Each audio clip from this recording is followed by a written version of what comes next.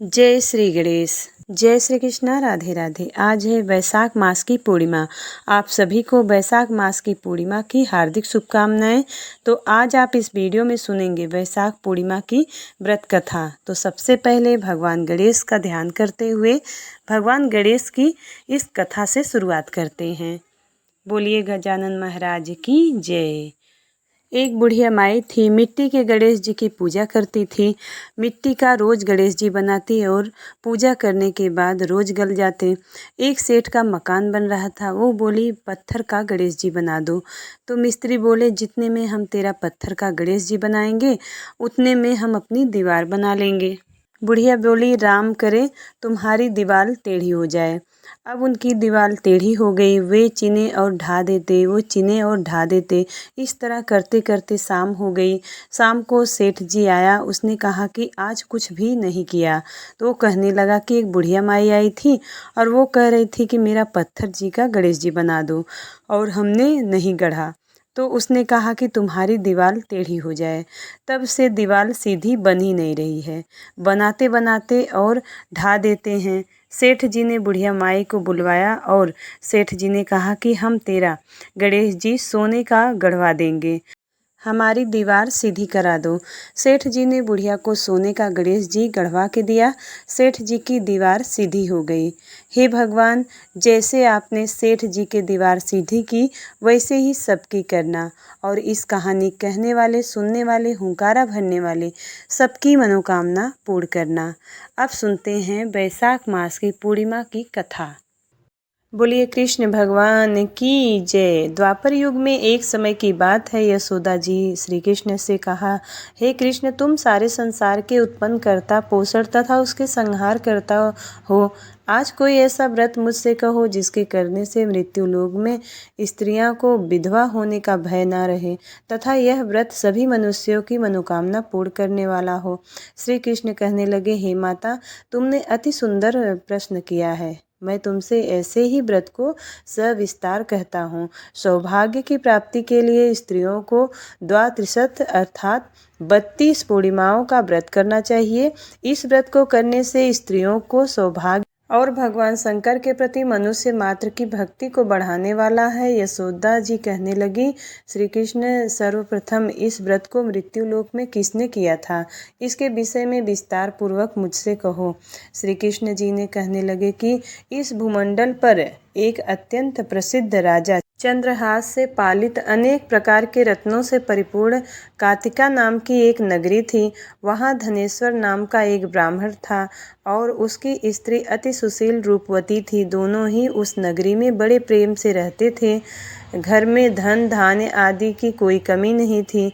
उनको एक बड़ा दुख था, उनके कोई संतान नहीं थी, जिस वजह से यह बहुत दुखी रहते थे। एक दिन बड़ा तपस्वी योगी उस नगरी में आया। वह योगी बाकी सभी घरों में भिक्षा मांगकर भोजन किया करता था, लेकिन उस ब्राह्मण के घर से भिक्षा नहीं मांगा करता था। एक दिन योगी ने गंगा के किनारे भिक्षा मांगकर प्रेम पूर्वक खा रहा था कि धनेश्वर ने योगी को यह सब करते देख लिया। अपनी भिक्षा अनादर से दुखी होकर धनेश्वर योगी से बोले, और सभी घरों से भिक्षा लेते हो परंतु मेरे घर से भिक्षा कभी भी नहीं लेते, इसका कारण क्या है?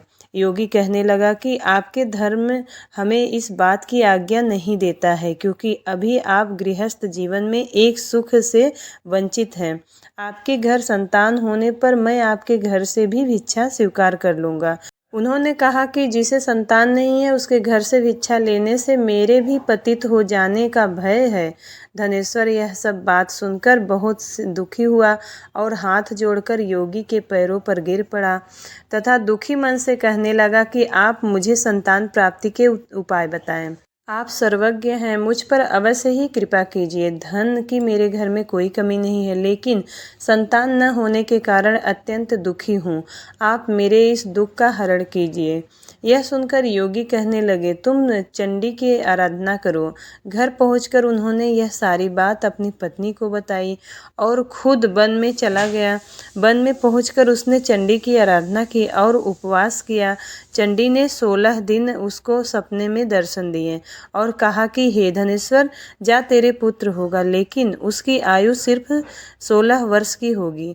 16 वर्ष की आयु में ही उसकी मृत्यु हो जाएगी।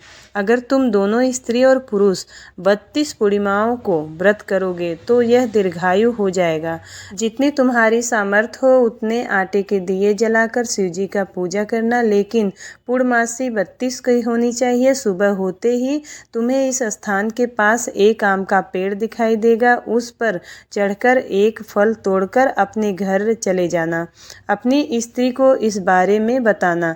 सुबह स्नान करने के बाद वह स्वच्छ होकर शंकर जी का ध्यान करके उस फल को खा ले, तब शंकर भगवान की कृपा से उसको गर्भ हो जाएगा। जब ब्राह्मण सुबह उठा तो उसे उस स्थान पर आम का पेड़ दिखाई दिया और वह उससे फल तोड़ने को चढ़ा, लेकिन वह पेड़ पर चढ़ नहीं पा रहा था।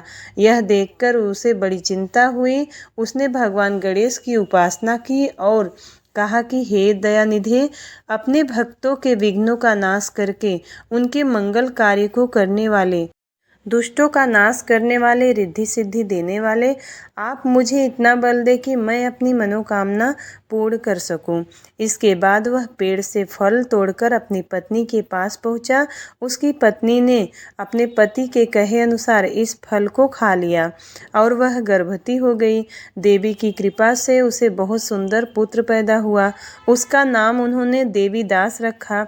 माता पिता के हर्ष और शोक के साथ बालक बढ़ने लगा। भगवान की कृपा से बालक बहुत ही सुंदर था, सुशील और पढ़ाई लिखाई में भी बहुत निपुण था। दुर्गा जी के कथनानुसार उसकी माता ने 32 पूर्णमासी का व्रत रखा। जैसे ही 16वां वर्ष लगा तो दोनों पति पत्नी बहुत दुखी हुए, कहीं उनके पुत्र की मृत्यु न हो जाए। उन्होंने सोचा कि अगर उनके सामने यह सब कुछ हुआ तो वह कैसे देख पाएंगे। तभी उन्होंने देवीदास के मामा को बुलाया और 1 वर्ष के लिए देवीदास को काशी में पढ़ने के लिए भेज दिया। देवीदास अपने मामा के साथ एक घोड़े पर सवार होकर चल दिया। उसके मामा को भी यह बात पता नहीं थी। दोनों पति पत्नी से 32 पूर्णमासी का व्रत पूरा किया। दूसरी तरफ मामा और भांजा दोनों रात गुजारने के लिए रास्ते में एक गांव में रुके। उस दिन उस गांव में ब्राह्मण की कन्या का विवाह होने लगा था। जिस धर्मशाला में वह वर और बारात के बाकी लोग रुके थे, उसी धर्मशाला में देवीदास और उसका मामा ठहर गए। उधर कन्या को तेल आदि चढ़ने के बाद जब लगन का समय आया तो वर की तबीयत खराब हो गई। वर के पिता ने अपने परिवार वालों से विचार विमर्श करके कहा कि यह देवीदास मेरे पुत्र जैसा ही है, मैं इसके साथ लगन करा दूं और बाद में बाकी सारे काम मेरे बेटे के साथ पूरे हो जाएंगे। ऐसे कहने के बाद वर के पिता देवीदास को मांगने के लिए उसके मामा के पास गए और उन्हें सारी बात बताई। मामा ने कहा कि कन्यादान में जो कुछ भी मिलेगा वो हमें दे दिया जाए। वर के पिता ने स्वीकार कर लिया इस बात को। इसके बाद देवीदास का विवाह कन्या के साथ संपन्न हो गया। इसके बाद वह अपनी पत्नी के साथ भोजन न कर सका और मन में विचार करने लगा कि न जाने यह किसकी पत्नी होगी। यह सोचकर उसकी आंखों में आंसू आ गए। तब वधू ने पूछा कि क्या बात है, आप उदास क्यों हैं? तब कन्या कहने लगी कि यह ब्रह्म विवाद के विपरीत है। आप ही मेरे पति हैं, मैं आपकी ही पत्नी रहूंगी, किसी अन्य की कभी नहीं।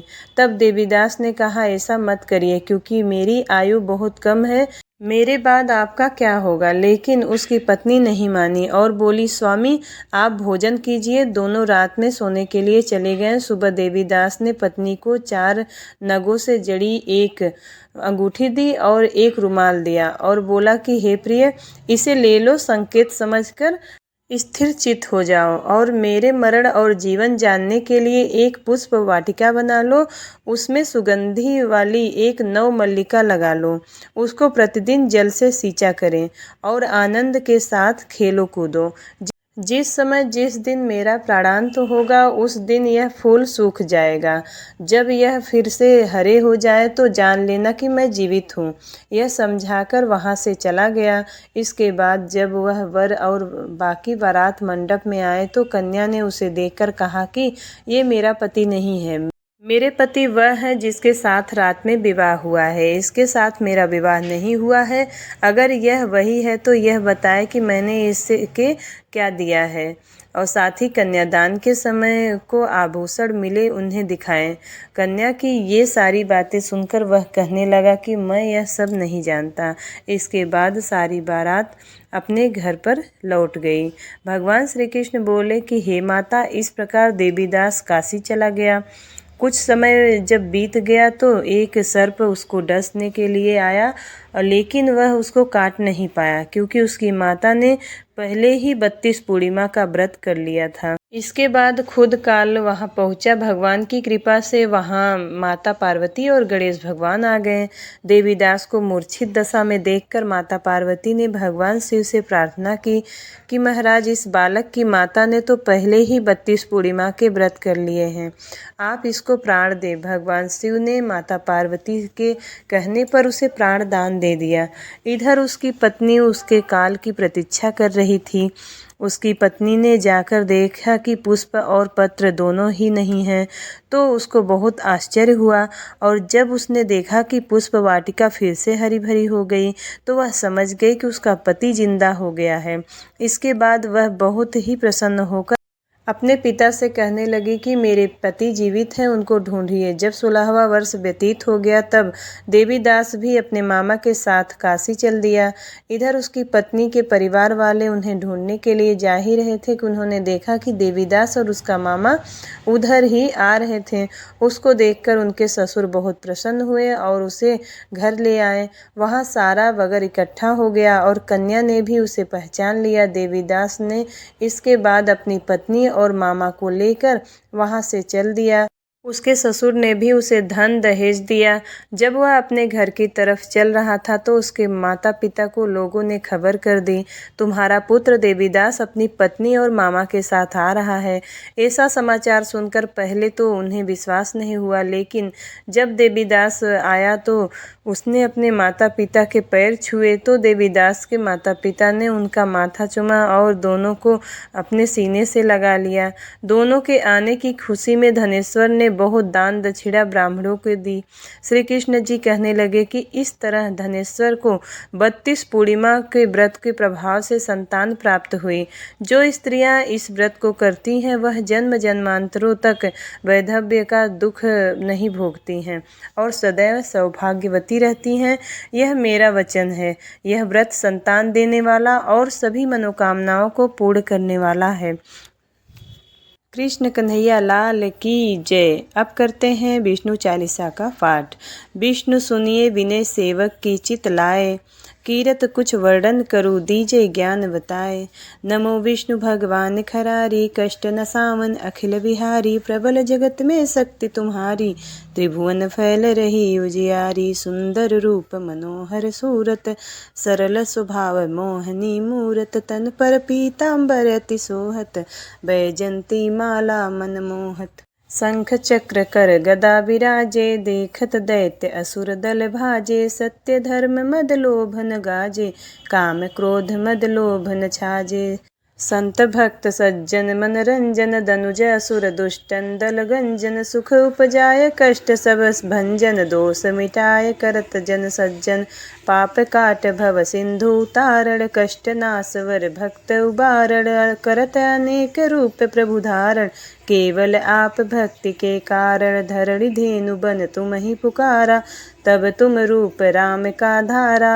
भार उतारे असुर दल मारा, रावण आदिक को संहारा। आप बराह रूप बनाया, हिरण्याकछ को मार गिराया। धर मत्स्य तन सिंधु बनाया, 14 रत्न को निकलवाया। अमिलख असुरन द्वंद मचाया, रूप मोहनी आप दिखाया। देवन को अमृत पान कराया, असुरन को छवि से बहलाया। कूर्म रूप धर सिंधु मझाया, मद्राचल गिर तुरत उठाया। शंकर का तुम फंद छुड़ाया, भस्मासुर को रूप दिखाया। वेदन को जब असुर डुबाया, कर प्रबंध उन्हें ढूंढवाया। मोहित बनकर खल ही नचाया, उसकी कर से भस्म कराया। असुर जलंधर अति बलदाई, शंकर से उन किन्ह लड़ाई। हार पार से वो सकल बनाई, किन सती से छल खल जाई। सुमिरन कीन तुम्हें शिवरानी, बतलाई सब विपत कहानी। तब तुम बने मुनीश्वर ज्ञानी, वृंदा की सब सुरति भुलानी, देखत तीन दनुज सैतानी। वृंदा आए तुम्हें लपटानी, हो स्पर्श धर्म क्षतिमानी। हना असुर उर शिव सैतानी, तुमने ध्रुव प्रहलाद उबारे। हिरणाकुश को आदिक खल मारे, गाड़िका और अजामिल तारे।